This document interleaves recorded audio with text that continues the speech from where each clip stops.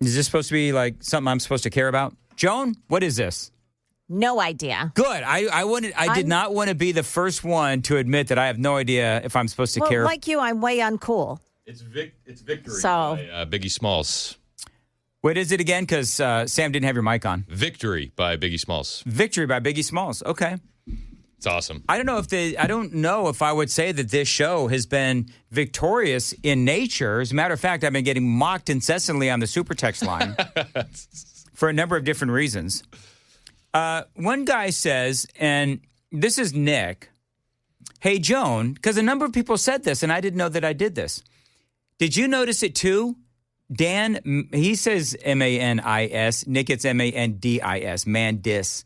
Talks at an 8th grade English level all through his show until he has a guest on. Then he tries to sound smart using big words that he makes up that have no meaning. Did I make up a word during my Hans? Listen. Indubitably. Yes. I am not above making up words, but I don't think I made up a word during my interview with Hans von Spakovsky, did I? You go full Neil Cavuto during your interviews. You're like, yes. No, I'm not smart enough to do that. Okay. Did I make up a word, Sam? I mean, like, I know that I made up a word after the interview with Hans von Spakovsky when I said that you were dressed dapperly. I'm dressed dapperly. Yeah. That's a real word, though. It is a real word. People started to hit me up on the super text line. Oh, there's Mandis making up words again. I can we be honest? I was really lucky that was actually a word. Oh, I had no idea. You quickly panic Googled it. I had Sam do it. You seem like you gamble when you play Scrabble. Listen, I will admit that a couple of things. Number one, I'm not always the most eloquent with the English language. Oh, shut up. But I will also admit that there are times when I use, bigger words. I don't do that intentionally during the interview. Sometimes I go back and forth between 8th grade Dan and Word of the Day calendar, and Dan. Word of the Day calendar, Dan. That's exactly right. I know we talked about doing Word of the Day at some point. All right. If I don't do this now, I'm not going to do it. Okay.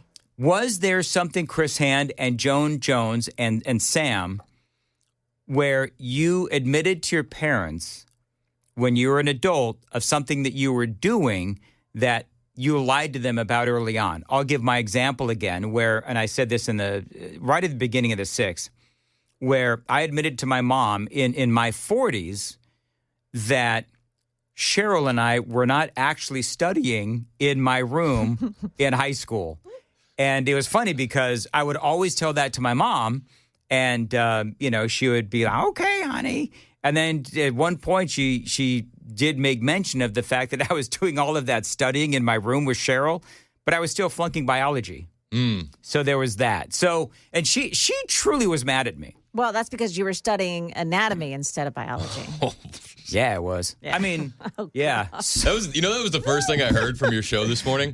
I went out to warm up the car, and I hear Joan go, "Your mom let you have a girl in your room with the door closed?" And you go, "We were studying." And then I just that was all I heard. I didn't hear any of the bit. Mm-hmm. Now you know. So you were lying to your mother?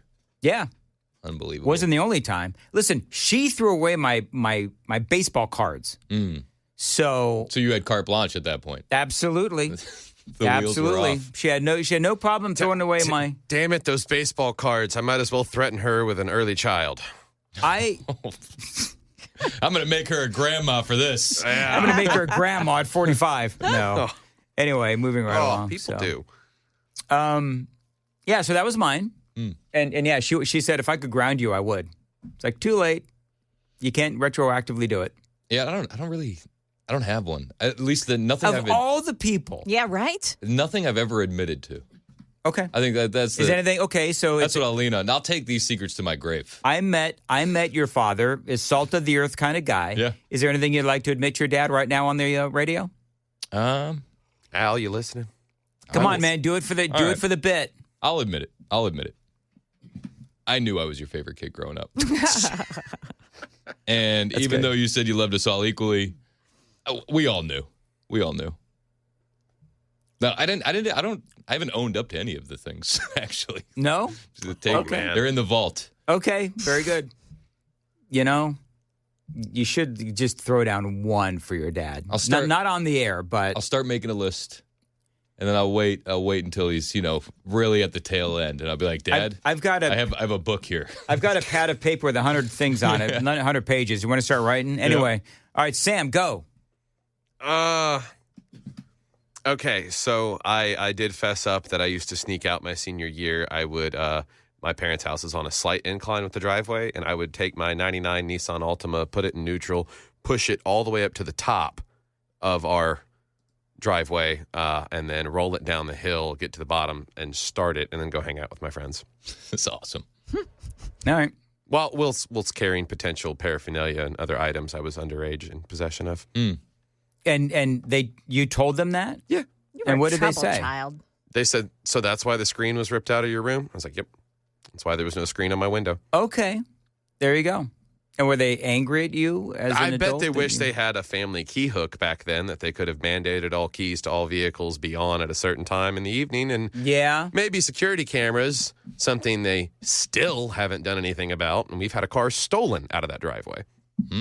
Listen, at least you have a car that's good enough to be stolen. Have you seen mine? It was not. Actually, we were about to donate it to a church, and then it was stolen and used in a shooting. And we know that because they left the magazine in the back when we got it back from impound. All right, Joan. Glock store is not the only place you get a free mag when you mention WTN. Hey, get that on the tape for the folks at Glock Store. That was brilliant. That was brilliant. Joan. So I got caught. I got caught at a drinking party once, but so I ended up telling my parents that I told them I went to a friend's house to go sleep over, but I knew they knew that I wasn't there. So we're all drinking in our friend's apartment, and there's a knock at the door. You had to know my dad.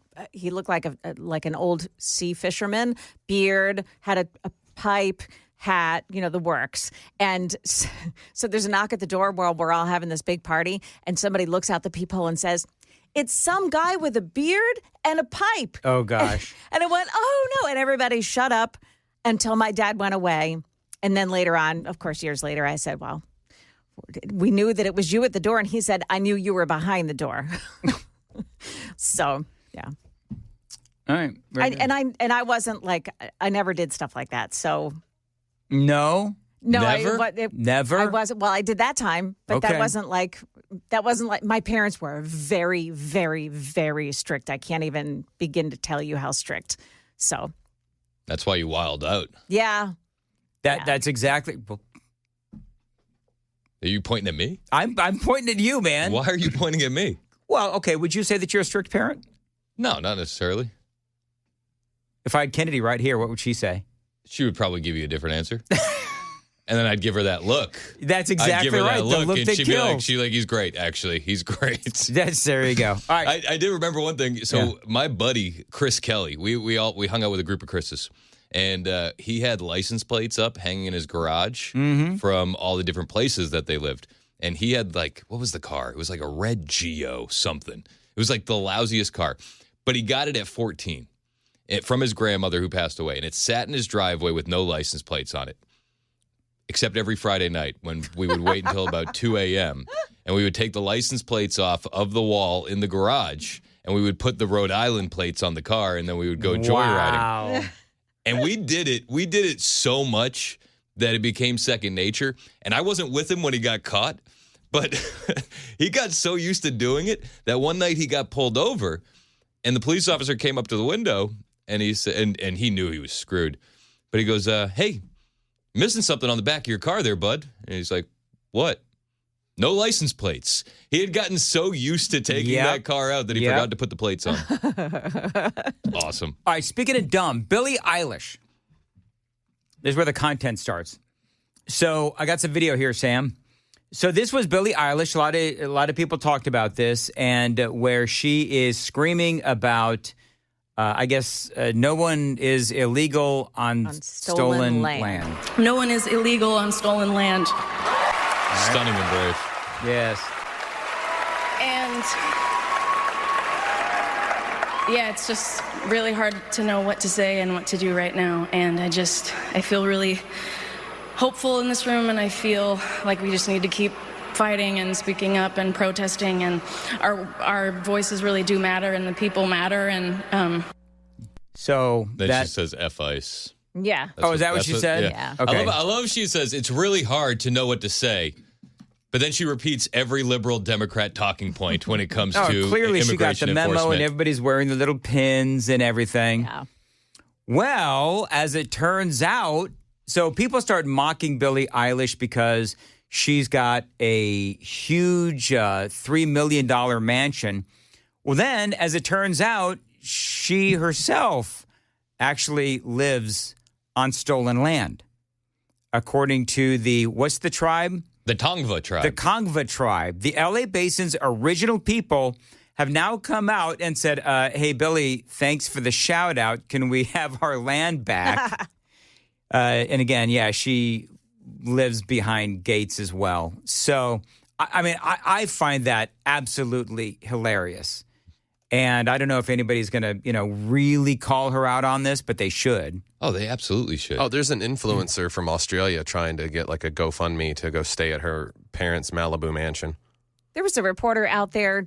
I just saw this on Twitter somewhere. A reporter went out to the gates in front of her house, knocking on the gates. Hey, Really? yeah, Okay. I love it. Well, can I ask a question? I don't know this. Is Billie Eilish a man or a woman? I mean, I'm looking at what looks like a woman, but these days you don't know, and they're so woke. Yeah, Is Billie Eilish an actual woman? Yes. Because it's Billie, which is it IE? I'm pretty sure. Joan? Sam. it's IE. Yes, It's IE? Okay, very good. Pretty sure she's a woman. So do you think do we need to do a Daily Dan poll on whether or not Billie Eilish will give back her stolen land? Or we all pretty much... I think we all know. Yeah, do we all know? We all know that land is staying right where it is under her ownership. All right, very And good. she will not be hosting any illegals on her property. No, although listen. If you know what, could she maybe go host some of these Tongva tribe people? She could go back. It's their land, so she can just just come stay in my spare room. I got like $3 million worth of room. Why not? To be fair, in California, a $3 million home is not really that great, right? She's got a pool. They can go swimming in she could hold a pool party for the Tongva tribe. That's what they need. Whatever. All right, what do you got? I don't really have anything better, but I did find a story about a frozen lizard. Okay, go. This was in Rhode Island. Lizard in a blizzard. Okay. This guy found a large, cold-blooded reptile buried in the snow during a blizzard just a couple days ago. Aw. The That's New England sad. Wildlife Center said the Providence man spotted the tegu lizard from his driveway on Tuesday. The reptile was quickly brought indoors, wrapped in a T-shirt to help conserve heat. The E.T. Reptiles, a reptile store in Rhode Island, picked him up and nursed him back to health. He had frostbite. Aw. Lizard almost died. I probably would have let the lizard die, though. Would you have brought a massive lizard into your home? A strange lizard? Not a lizard you know. How? But I brought home worse than a strange lizard, but moving right along. jeez. How big was a lizard? The thing is big. It looked like it was Like an about, iguana lizard? Like, bigger, like 2 feet long. do you have a picture of it? I do, but it doesn't really give it justice on the size. Is it like Komodo dragon big? It looked like that's like that Komodo looks like a dragon. Komodo dragon. All right. Yeah, I probably would have just shot it. Wow. You're a pretty good shot if you can hit that thing. I would have got close. Oh.